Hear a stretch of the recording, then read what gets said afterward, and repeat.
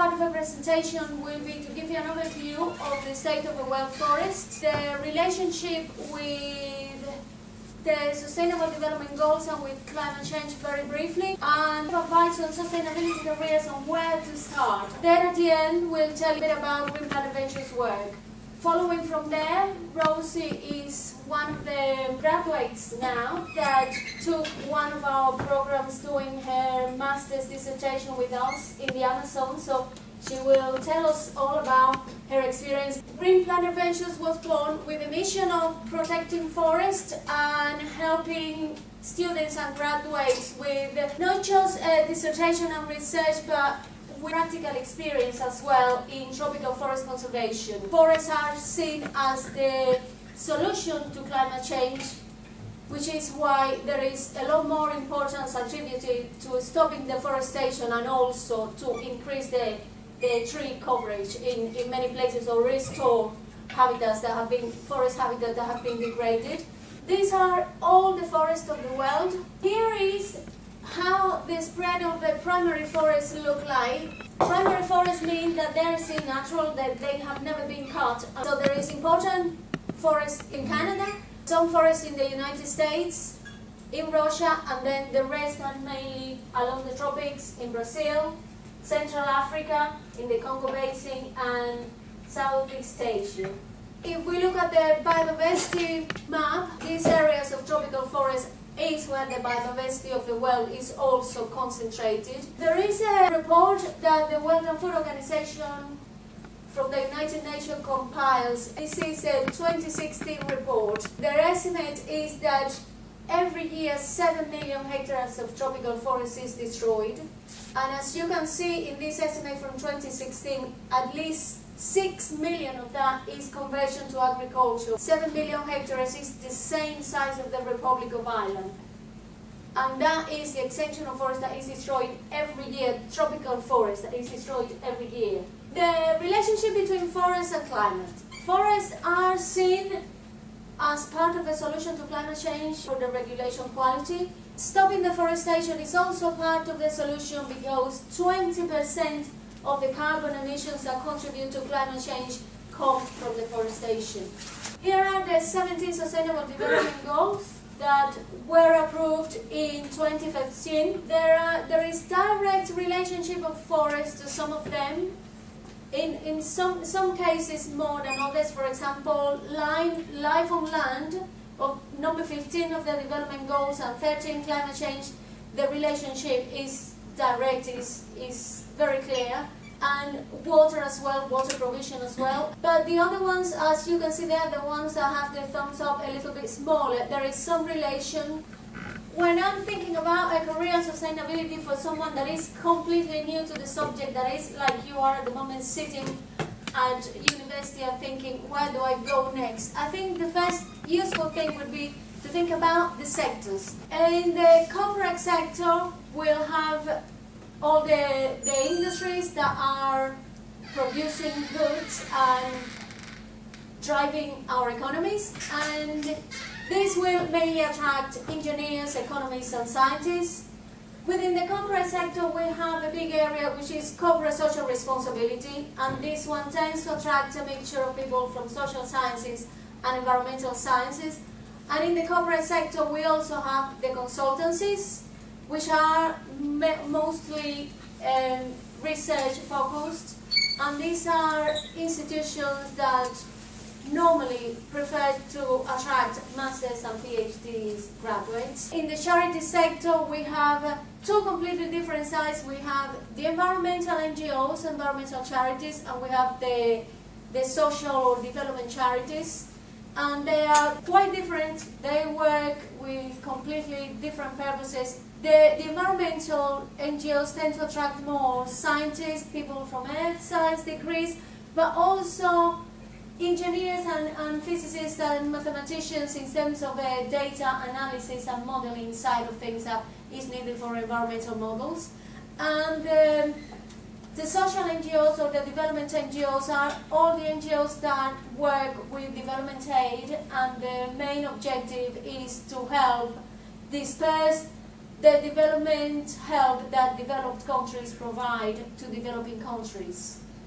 And within this sector as well, we have think tanks, which are kind of a mirror of the consultancies in the corporate sector, which are organizations that are mainly driven to do research and again attract similarly masters and PhDs, but they are charities in their own right because they provide a wider social service or environmental service. And in the statutory sector, we have, in the case of the UK, we have the government ministry or the government departments and local governments, as well as other public services like the NHS, the Environment Agency, and many others, and the multilateral like the European Union and the United Nations. These statutory sectors, they attract people from all degrees. It's just a matter of whether that is your inclination and you are drawn to that career path. And I think this is the first thing to consider when you are going to think about your future career and in sustainability.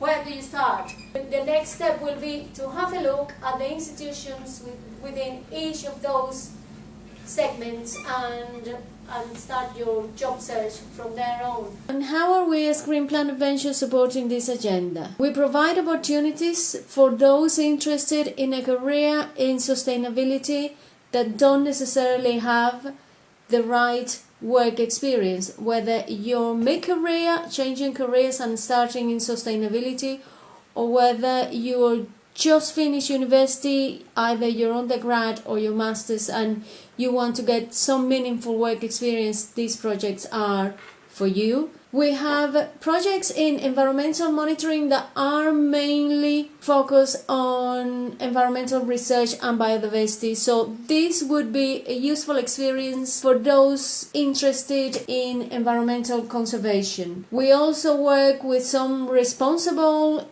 operators on the corporate social responsibility area.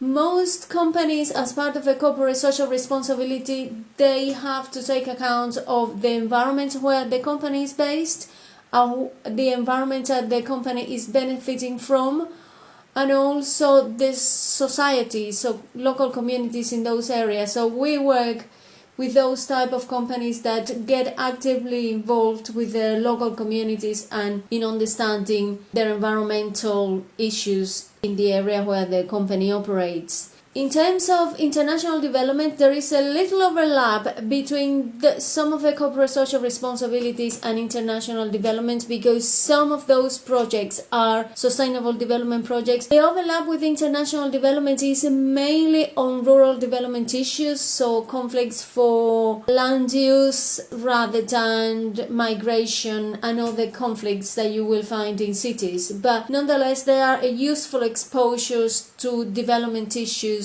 And also communications projects, for the reason explained before, they are important for most organizations within these sectors. As part of our practical experience, we have projects in Costa Rica that have a very well studied forest restoration project, restoring species from the natural ecosystem. We have in Brazil several projects. Some of them, as explained before, they are sustainable development, especially in the Brazilian Amazon, working with rubber tappers and the sustainable produce that they obtain from their environment. But we also have other biodiversity monitoring projects in central Brazil, in an area called Serra da Boquena, and also have a very all-rounded program in Iguazu National Park, where the interns get the opportunity to participate in several projects of the conservation work that the national park undertakes. In Peru, we have two kinds of projects. We have biodiversity conservation, and we have in general sustainable development, looking at sustainable agriculture and production of cocoa, but also Brazil nuts, acai berries, and sustainable tourism as well. This is a representation of the projects in the Brazilian Amazon and in Iguazu, and what some of our customers have said, how they have found the experience. The project in Iguazu, last year we had a cohort from Oxford University, and it was very, very enlightening experience for everyone. We had, for example, someone that was a physicist, and they found, by having worked within the park and the experience they had doing junkyard monitoring, realized that actually that is the type of career this person prefers, rather than continuing on a career path of engineering. Other people had very positive experience as well, not complete career switch, but better understanding of the conflicts of wildlife and local communities, and how policies need to take account of these local issues. Some students that went on the communications project realized, actually I would have liked more to work on data management and processing data than on the communication side of things. And Rosie, for example, that went to the Amazon to do her dissertation, as we are going to hear from her later. She had a great experience and a career boost, as she got a job straight after she finished her dissertation. Other students went to projects in Serra de Bodoquena, for example, with the intention of gaining real work experience in the field, and that they found the experience there very enlightening in terms of having been able to feel like a real researcher when they were in the field. And others, engineers, though that didn't result in a career change. For example, John, he found it very useful and very rewarding to be able to use the skills that he has gained in a completely different degree and in another career path.